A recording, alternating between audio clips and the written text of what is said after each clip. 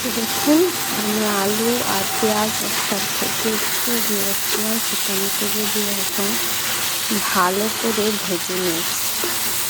এটা আরও ভালো ভাজতে হবে, একটু ভালো করে ভাজা ভাজা করলে তরকারিটা খেতে খুব মজা হবে। তাহলে এটা আরও কিছুক্ষণ ভেজে নিই এইভাবে।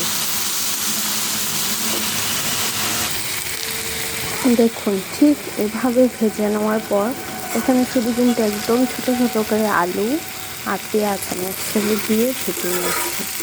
এরকম ভালো করে ভাজা ভাজা হওয়ার পর এখন আমি মশলা দিয়ে দেবো। আমি এখানে জাস্ট হলুদ আর মরিচ দিয়েছিলাম, আর জাস্ট লবণ দিয়েছি, আর কিছু নিয়ে এখন দেবো বাকিতে।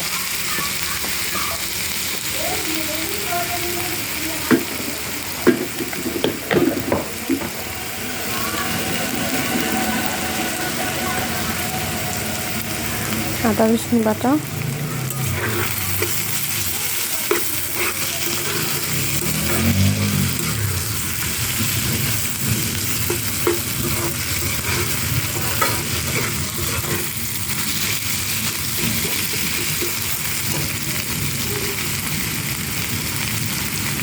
মরিচের ফাঁকি আপনাদের টেস্ট অনুযায়ী,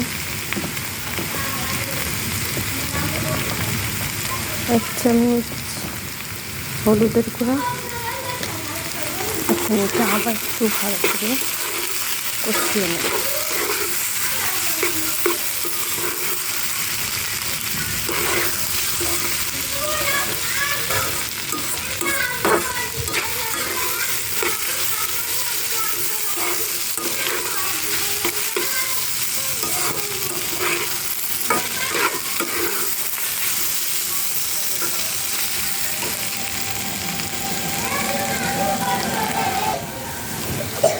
এখন ভাজা ভাজা হয়ে গেছে, এখন এর মধ্যে পানি দিয়ে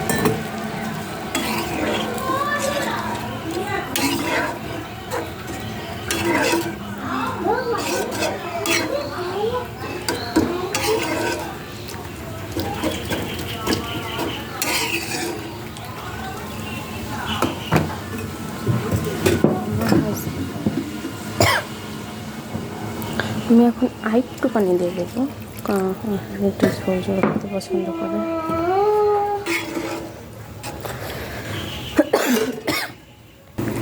এখন আমার তরকারিটা এখন ফুটছে, এই অবস্থায় আমি মাছগুলো দিয়ে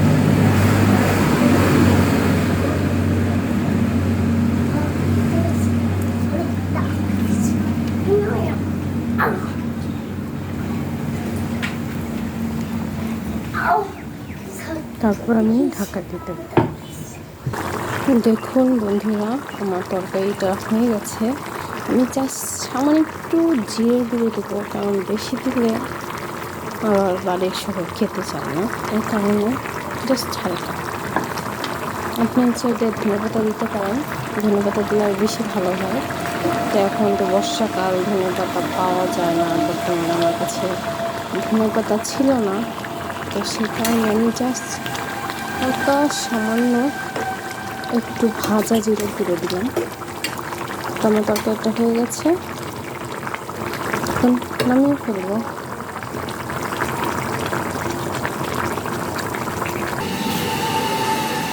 দেখুন আপনার এভাবে আলু ঘরে কিছু না থাকলে এভাবে আলু পেঁয়াজ দিয়ে তরকারি রান্না করে দেখতে।